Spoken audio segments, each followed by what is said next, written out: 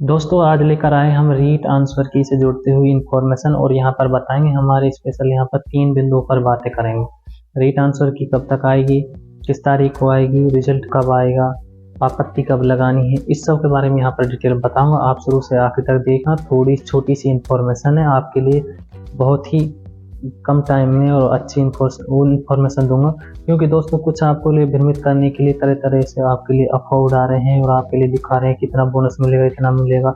ऐसा कुछ नहीं, सिर्फ अफवाह।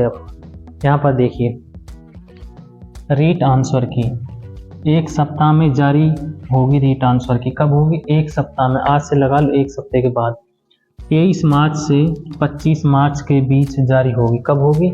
23 मार्च से 25 मार्च के बीच जारी होगी।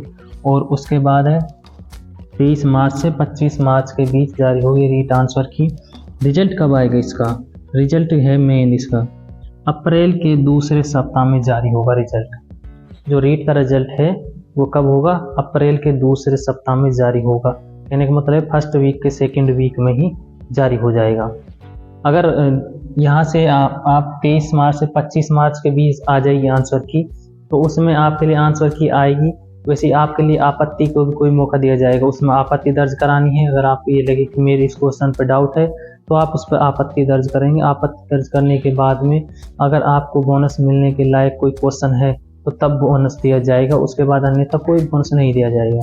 इसीलिए मैं कह रहा हूँ कि आजकल आपको बार बार ये कहते हैं 10 अंकों का 10 नंबर के बोनस मिलेंगे, 5 के मिलेंगे, इस क्वेश्चन मिलेंगे। अभी किसी के पास कोई क्वेश्चन नहीं है, ये सिर्फ अफवाह उड़ रही है। आप उस पर ध्यान मत देना, आप सिर्फ दो मेन एग्जाम की तैयारी पर ध्यान। तो दोस्तों छोटी सी इंफॉर्मेशन आपको अच्छी लगे तो इसको सपोर्ट जरूर कीजिए।